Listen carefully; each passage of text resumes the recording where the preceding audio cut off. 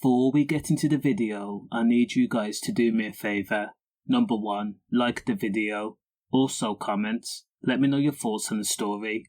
Now, Liverpool's Stephen Cole was a brutal casualty in a simmering war between doorman firms that spiralled completely and utterly out of control, and the person at the helm of the war was 55-year-old John Dillion and Stephen Cole himself. Now, on the surface, crime boss John Dillion was portrayed as a boxing coach, both respected and adored by his community. John Dillion was no stranger to crime, however. Despite being jailed recently for 18 years for being at the head of a criminal empire that spanned the globe, it was revealed that the drug lord played a major part in Stephen Cole's brutal end.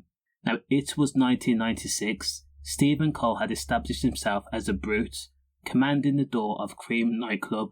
Stephen was known for his overzealous approach to weeding out gangsters. It was said that Stephen had also extorted gangsters who filled Cream nightclubs with Class A gear.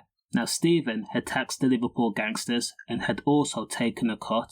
This was not by choice. It was commanded that Stephen Cole gets a huge chunk of the profits. Now, Stephen Cole was a character and people found it hard to approach him or accept his behaviour, which was why he was often described as a Jekyll and Hyde character. To some people he was a bully, to others Stephen Cole was a hero, a no-nonsense type of man. He was a husband and a dedicated dad, but he had on more than one occasion left a bloody trail across Liverpool that involved items like bats and blades and even guns.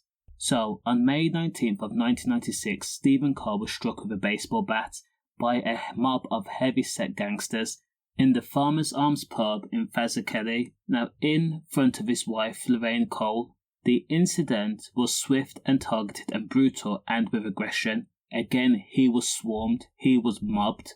According to reports, the intent was to KILL. Stephen Cole suffered 13 wounds to the skull, torso and legs, some places 5-inch deep.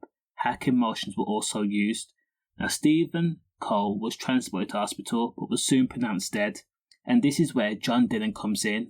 Back in the day, Jon Dillion was a gangster as well, masking himself as a doorman, as a lot of the firms were doing back in the 1990s and even earlier. Jon Dillion worked for a rival club called the Continental Club. Now, Stephen Cole was said to have stabbed Jon Dillion at the Brewbackers Club in Kirby. Stephen Cole had used his dominance to mock his own friend, Chilton Chili Jenkins, and then, high off his own power, he then laid a boot into Jon Dillion, who was on the ground. So, after both sets of doormen had arranged to meet up, on one side was Stephen Cole and the Cream nightclub doormen, and on the other side were Jon Dillion and the Continental Club doormen. They both shouted and promised to do each other in. The aggression and promises of M were so bad that police attended the scene. On Wolstenholme Square, armed police had attended.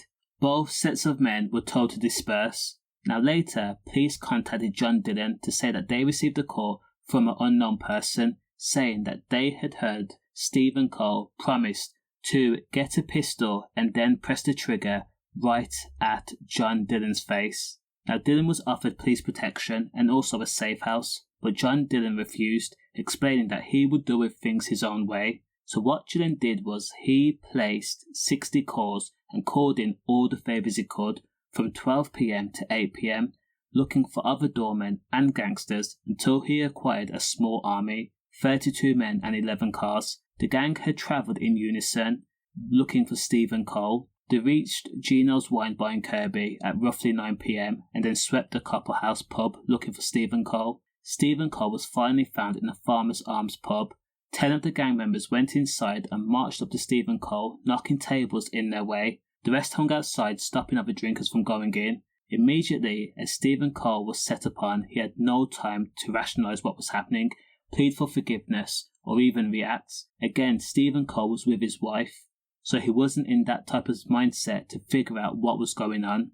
Now again, Stephen Cole had been swiped at and jabbed at and also hacked right in front of his wife, and she was forced to watch in horror and scream until she recognised Stephen Cole's friend, John Riley, as part of the mob. Stephen Cole's wife screamed, "Why are you doing this?" And John replied, "This is for what he's done." Despite over 30 men being involved, only 2 people were jailed for the callous M. That would be Jon Dillion's friend, John McCarthy, and also Stephen Cole's friend, John Riley. John Dillion ironically missed an M charge and accepted conspiracy to disorder, and he was jailed for 4 years, which he gladly accepted. And rightly or wrongly, Stephen Cole will always be remembered for the good and bad, but there's no denying that John Dillion was a gangster. Stay safe.